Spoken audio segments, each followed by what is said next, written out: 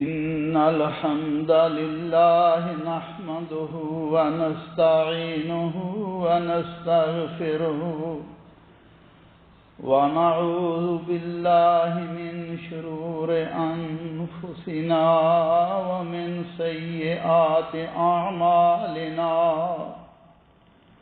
من يهده الله فلا مضل له ومن يضلله فلا هادي له وأشهد أن لا إله إلا الله وحده لا شريك له وأشهد أن محمدا عبده ورسوله اللهم صل على محمد النبي الأمي وأزواجه أمهات المؤمنين وذريته وأهل بيته كما صليت على آل إبراهيم إنك حميد مجيد أعوذ بالله السميع العليم من الشيطان الرجيم من همزه ونفخه ونفسه بسم الله الرحمن الرحيم وَأَقِيمُوا الصَّلَاةَ وَآتُوا الزَّكَاةَ وَارْكَعُوا مَعَ الرَّاكِعِينَ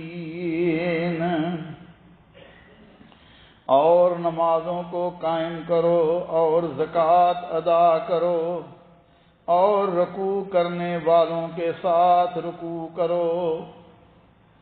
بھائیوں، دوستوں، بزرگوں، قابل احترام خواتین اسلام، آج کے خطبہ جمعہ کا موضوع زکوٰۃ مال کے بڑھنے اور پاکیزگی کا ذریعہ ہے۔ بے شک زکوٰۃ اسلام کے فرائض میں ایک فرض ہے اور یہ عظیم الشان ارکان میں تیسرا رکن ہے۔ اس کی فرضیت پر قرآن و سنت اور اجماع دلالت کرتے ہیں۔ سیدنا عبداللہ ابن عمر رضی اللہ تعالی عنہ بیان فرماتے ہیں، رسول اللہ صلی اللہ علیہ وسلم نے فرمایا، بنی الاسلام علی خمس شہادۃ اللہ الہ الا اللہ وان محمد رسول اللہ واقام الصلاۃ وایتاء الزکاۃ والحج وصوم رمضان۔ فرمایا اسلام کی بنیاد 5 چیزوں پر ہے، 5 ارکان ہیں۔ اس بات کی گواہی دینا کہ اللہ کے سوا کوئی معبود برحق نہیں اور حضرت محمد صلی اللہ علیہ وسلم اللہ کے رسول ہیں، نماز قائم کرنا، زکوٰۃ ادا کرنا، حج کرنا، رمضان کے روزے رکھنا۔ پس جو شخص ان ارکان میں کسی رکن کو پورا نہیں کرتا اس کا اسلام مکمل نہیں ہے، بلکہ یہ ارکان انسان کے جنت میں داخلے کا سبب ہیں۔ سیدنا ابو ہریرہ رضی اللہ تعالیٰ عنہ فرماتے ہیں، ایک دیہاتی شخص نبی صلی اللہ علیہ وسلم کی خدمت میں حاضر ہوا اور عرض کیا، دلنی علی عمل اذا عملتہ دخلت الجنہ، حضرت مجھے کوئی ایسا عمل بتلائیے کہ جس کو کرنے سے میں جنت میں داخل ہو جاؤں۔ آپ نے فرمایا، تعبد اللہ ولا تشرک بہ شیئا وتقیم الصلاۃ وتؤتی الزکاۃ المفروضہ وتصوم رمضان۔ فرمایا اللہ کی عبادت کرو، اس کے ساتھ کسی کو شریک نہیں ٹھہرانا، نماز قائم کرو، زکوٰۃ ادا کرو، رمضان کے روزے رکھو۔ کہنے لگا، یا رسول اللہ، نہ میں اس میں اضافہ کروں گا نہ کمی کروں گا۔ آپ نے فرمایا، من سرہ ان ینظر الی رجل من اہل الجنہ فلینظر الی ھذا، فرمایا جو پسند کرتا ہے کسی جنتی آدمی کو دیکھنا، اس آدمی کو دیکھ لے۔ تو میرے بھائیو دوستو، رمضان المبارک کا مہینہ نیکی کا مہینہ ہے، احسان کا مہینہ ہے، سخاوت اور فیاضی کا مہینہ ہے۔ اس وقت مسلمان اپنے مالوں کی زکوٰۃ ادا کرتے ہیں، کیونکہ رمضان میں جہاں نیکیوں کا اجر بڑھ جاتا ہے، زکوٰۃ ادا کرنے سے بھی عام مہینے سے اس کا اجر و ثواب زیادہ ہو جاتا ہے۔ اس لیے رسول اللہ صلی اللہ علیہ وسلم کی یہ عادت مبارکہ تھی کہ رمضان المبارک میں جبریل علیہ السلام کے ساتھ قرآن کریم کا دور کرتے، دہرائی کرتے، اور فرمایا نبی صلی اللہ علیہ وسلم اجود بالخیر من ریح المرسلہ، اس وقت آپ صلی اللہ علیہ وسلم نیکی اور بھلائی کے کام کرنے میں تیز آندھی سے بھی زیادہ آپ صلی اللہ علیہ وسلم سخی ہو جاتے تھے۔ میرے بھائیو دوستو، زکوٰۃ اسلام کے فرائض میں فریضہ ہے۔ جو بندہ زکوٰۃ کا انکار کر دے وہ دین اسلام سے خارج ہے، کافر ہے، واجب القتل ہے۔ یہی وجہ ہے کہ سیدنا ابو بکر صدیق رضی اللہ تعالی عنہ نے خلیفہ بننے کے بعد جب لوگوں نے زکوٰۃ دینے سے انکار کر دیا، فرمایا واللہ لو منعونی اقالا کانوا یودون الی رسول اللہ صلی اللہ علیہ وسلم لقاتلتهم علی منعہ۔ اللہ کی قسم، لوگ جو رسی رسول اللہ صلی اللہ علیہ وسلم کے زمانے میں زکوٰۃ میں دیا کرتے تھے، اگر وہ بھی روک لیں میں ان کے ساتھ لڑائی کروں گا، قتال کروں گا۔ لیکن میرے بھائیو دوستو، اگر کوئی شخص زکوٰۃ کی فرضیت کا تو منکر نہیں ہے لیکن سستی کی وجہ سے زکوٰۃ نہیں ادا کرتا، بخل کی وجہ سے زکوٰۃ ادا نہیں کرتا، سن لیجئے اللہ احکم الحاکمین فرما رہے ہیں، فرمایا والذین ینکزون الذهب والفضة ولا ينفقونها فی سبیل اللہ فبشرهم بعذاب علیم۔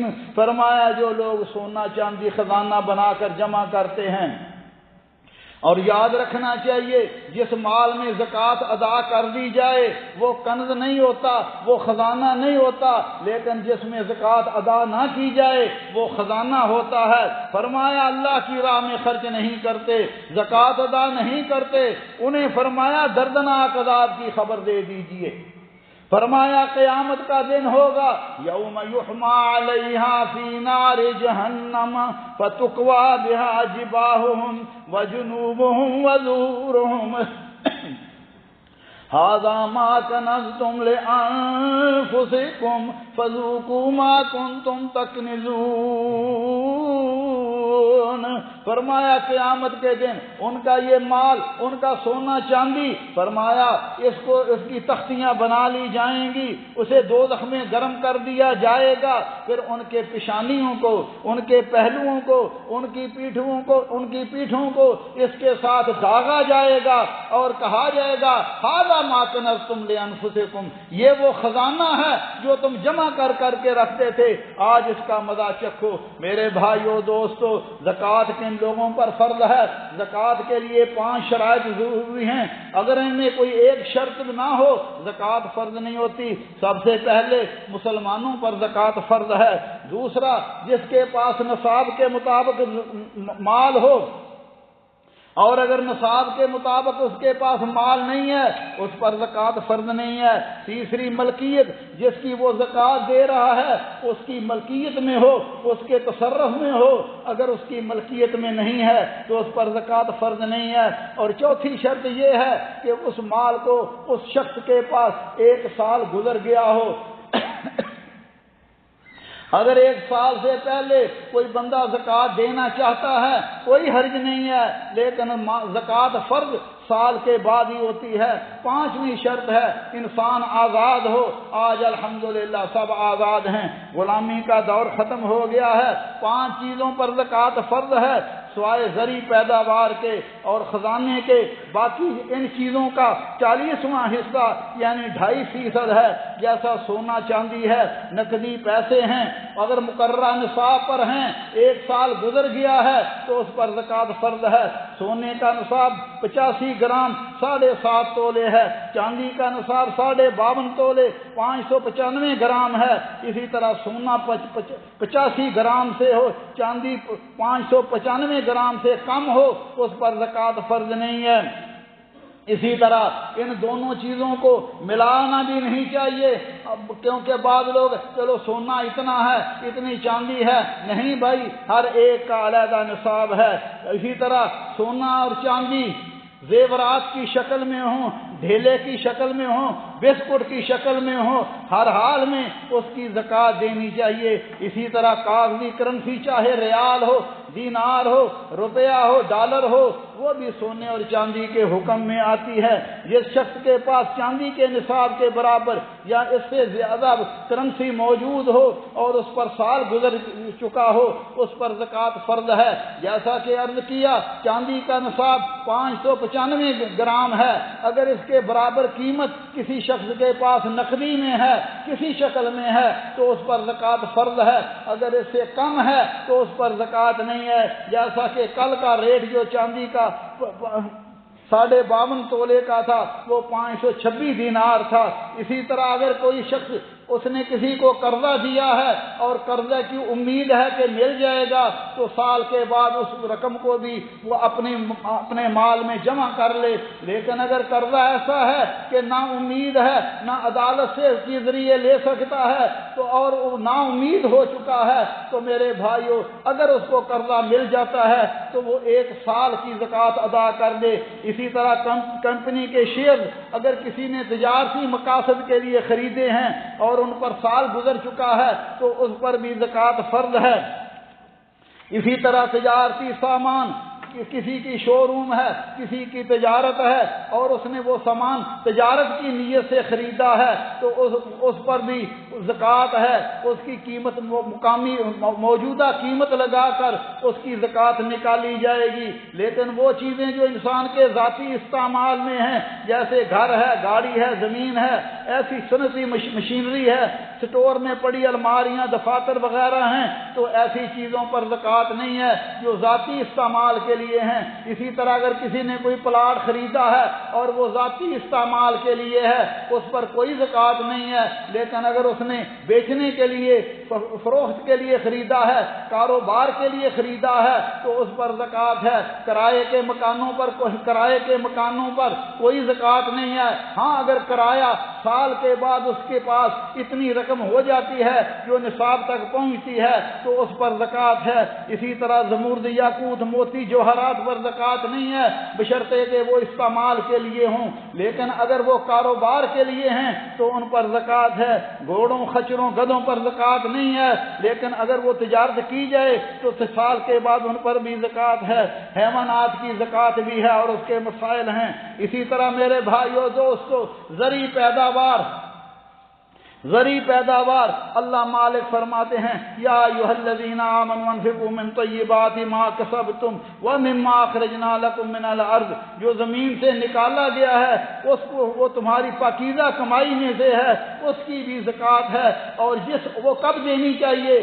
سال کے بعد نہیں دینی چاہیے، بلکہ فرمایا وآتوا حقہ یوم حصادہ، جس دن تم اپنی فصل کو کاٹو اس دن اس کی زکوٰۃ ادا کرو۔ اور اس زمینی پیداوار میں گیہوں ہیں، جو، چاول وغیرہ، ہر طرح کی دالیں، اسی طرح خشک کیے ہوئے پھل جو ہیں، پھل اور سبزیاں ہیں، وہ بھی ہیں، اور اس کی بھی مقدار نبی صلی اللہ علیہ وسلم نے بتلا دی۔ فرمایا لیس فیہا دون 5 اوسق صدقہ، 5 وسق سے کم پر زکوٰۃ نہیں ہے۔ اور 5 وسق علماء نے کہا 653 کلو اگر کسی کے پاس زرعی پیداوار ہے تو اس پر زکوٰۃ ہے۔ اور پیداوار کی زکوٰۃ 2 طرح کی ہے۔ اگر وہ زمین بارش کے پانی سے، جیسے بارانی زمین ہے یا چشموں سے خود بخود وہ سراب ہوتی ہے تو اس کا 10واں حصہ ہے۔ اور اگر اس کو آلات کے ذریعے، نہری پانی کے ذریعے، محنت کے ذریعے سراب کیا جاتا ہے تو اس کا 20واں حصہ ہے۔ تازہ پھلوں اور سبزیوں پر زکوٰۃ نہیں ہے الا کہ ان کی تجارت کی جائے اور وہ سال کے بعد نصاب کو پہنچ جائیں۔ اسی طرح اگر کسی کے پاس کوئی خزانہ مل گیا، کوئی دفینہ مل گیا، تو اس کا 20واں حصہ وہ بطور زکوٰۃ بیت المال میں جمع کرائے گا۔ میرے بھائیو دوستو، زکوٰۃ کے مصارف کون سے ہیں؟ اللہ ذوالجلال نے قرآن کریم میں بتلا دیا ہے، انما الصدقات للفقراء والمساکین والعاملین علیہا والمؤلفۃ قلوبہم وفی الرقاب والغارمین وفی سبیل اللہ وابن السبیل فریضۃ من اللہ۔ فرمایا صدقات فقیروں اور مسکینوں کے لیے ہیں، فقراء اور مساکین وہ ضرورت مند لوگ لوگ ہیں جن کے پاس اتنا مال نہ ہو جس سے وہ اپنے جائز بیوی بچوں کے اخراجات پورے کر سکیں، انہیں اتنا مال دینا چاہیے تاکہ وہ زیادہ 1 سال کے لیے اپنی ضروریات کے لیے کافی ہوں۔ والعاملین، اور جو زکوٰۃ کے محکمے میں زکوٰۃ اکٹھی کرتے ہیں ان کو اس میں تنخواہیں دی جا سکتی ہیں۔ والمؤلفۃ قلوبہم، کمزور ایمان والے مسلمان، نئے مسلمان، یا وہ لوگ جن کے مسلمان ہونے کی امید ہے یا کفار کو مال دینے سے توقع ہے کہ وہ مسلمانوں کی حفاظت کریں گے، ان کو بھی زکوٰۃ میں کچھ دیا جا سکتا ہے۔ وفی الرقاب، غلاموں کو ان کے آقاؤں سے چھڑانے کے لیے، آج غلامی کا دور ختم ہو چکا ہے، اسی طرح تاوان برائے اغوا میں بھی زکوٰۃ دی جا سکتی ہے۔ مقروض، جو قرضہ واپس کرنے کی طاقت نہ رکھتا ہو بشرطے کہ اس نے قرضہ کسی جائز مقصد کے لیے لیا ہو، اس کو بھی زکوٰۃ کی رقم سے اتنی رقم دی جا سکتی ہے کہ وہ اپنا قرضہ ادا کرے، یا کسی پر کوئی چٹی پڑ گئی ہو، کاروبار شدید خسارے کا شکار ہو۔ اسی طرح وفی سبیل اللہ، جہاد اور تمام دینی مقاصد جو اللہ کی رضا کے موجب ہوں، دینی مدارس میں زیر طلباء کو بھی زکوٰۃ دی جا سکتی ہے۔ اور مسافر اگر سفر میں اس کا زیادہ راہ خرچ ہو چکا ہے، سفری ضرورت پوری کرنے کے لیے محتاج ہے، بقدر ضرورت اسے بھی زکوٰۃ دی جا سکتی ہے۔ میرے بھائیو دوستو، زکوٰۃ کے لیے اگر قریبی رشتہ دار مل جائیں تو ان کو زکوٰۃ دی جا سکتی ہے، جیسے والدین کو زکوٰۃ نہیں دی جا سکتی، بیوی بچوں کو زکوٰۃ نہیں دی جا سکتی۔ لیکن اگر بھائی ضرورت مند ہیں اور وہ غریب ہیں، ان کو بہنوں کو، بھائیوں کو، چچاؤں کو، دیگر رشتہ داروں کو زکوٰۃ دی جا سکتی ہے۔ اسی طرح وہ لوگ جو ہٹے کٹے ہوں، کما سکتے ہوں، انہیں زکوٰۃ نہیں دینی چاہیے۔ اسی طرح وہ لوگ جو گناہ فاسق فاجر ہوں، دنیا میں نیکی نہیں کرتے، کیونکہ فرمایا مومن اپنا کھانا بھی کسی مومن سے ہی کھاتا ہے، اس لیے زکوٰۃ بھی مومنوں کو ہی دینی چاہیے، فاسق فاجروں کو نہیں دینی چاہیے۔ ہاں، اگر امید ہو کہ وہ نیکی کی طرف آ جائے گا، اسے کچھ پیسے دیں گے، اس کے اندر وہ بری عادتیں ختم ہو جائیں گی، تو پھر اس کو دی جا سکتی ہے۔ اسی طرح رسول اللہ صلی اللہ علیہ وسلم کے خاندان جو اپنے آپ کو سید کہلاتے ہیں، ان کو بھی زکوٰۃ نہیں دی جا سکتی۔ اللہ ذوالجلال سے دعا ہے اللہ احکم الحاکمین ہمارے حال پر رحم فرمائے۔ میرے بھائیو دوستو، زکوٰۃ کے لیے سب سے پہلے نیت کی درستگی ضروری ہے۔ حلال مال ہو، اچھے مال میں زکوٰۃ دینی چاہیے، غریب رشتہ داروں کو مقدم رکھنا چاہیے، اور زکوٰۃ اور صدقات اگر انسان چھپا کر دیتا ہے، کوئی ضروری نہیں ہے کہ لوگوں کو بتاتا پھرے میں تمہیں زکوٰۃ دے رہا ہوں۔ اسی طرح ان کو ہدیہ کر کے بھی دی جا سکتی ہے، لیکن اس کی نیت یہ ہے کہ میں نے اس کو زکوٰۃ دی ہے۔ اسی طرح زکوٰۃ دیتے وقت انسان کو شفقت کا اور محبت کا سلوک کرنا چاہیے، کسی پر احسان نہیں جتلانا چاہیے میں نے تمہیں زکوٰۃ دی ہے، کیونکہ احسان جتلانے سے بندے کی نیکی ضائع اور ختم ہو جاتی ہے۔ اللہ ذوالجلال سے دعا ہے اللہ احکم الحاکمین ہمارے حال پر رحم فرمائے۔ اللہ ذوالجلال ہمیں نیکیاں کرنے اور برائیوں سے بچنے کی توفیق عطا فرمائے۔ اقول قولی ھذا واستغفر اللہ لی ولکم ولسائر المسلمین من کل ذنب فاستغفروہ انہ هو الغفور۔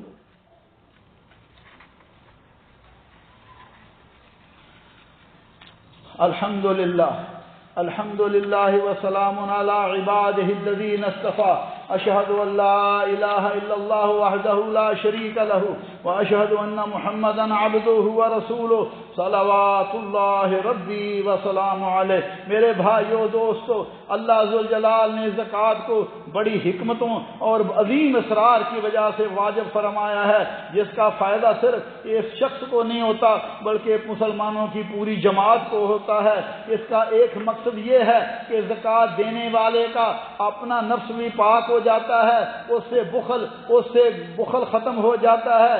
زکوٰۃ دل کو پاک صاف کرتی ہے۔ اللہ احکم الحاکمین اپنے حبیب کو فرما رہے ہیں خذ من اموالہم صدقۃ تطہرہم وتزکیہم بہا وصلی علیہم ان صلاتک سکن لہم واللہ سمیع علیم۔ اے نبی صلی اللہ علیہ وسلم، آپ ان کے اموال سے صدقہ یعنی زکوٰۃ وصول کیجئے اور اس کے ذریعے ان کے مالوں کو پاک صاف کر دیجئے اور ان کے نفوس کا بھی تزکیہ کر دیجئے، کیونکہ زکوٰۃ دینے والے کے اندر بخل، شح اور اس طرح کی چیزیں ختم ہو جاتی ہے۔ ان کے لیے دعا کیجئے، آپ کی دعا ان کے لیے تسکین کا سبب ہے۔ اسی طرح زکوٰۃ دینے والے جیسے بخل، حرص سے پاک، اس کا دل پاک ہو جاتا ہے، اسے سخاوت، فیاضی، کرم عطا کرنے کی صفت مل جاتی ہے۔ اسی طرح زکوٰۃ دینے سے مال بلاؤں سے، آفتوں سے، مصیبتوں سے بھی اللہ اس کو محفوظ کر لیتے ہیں۔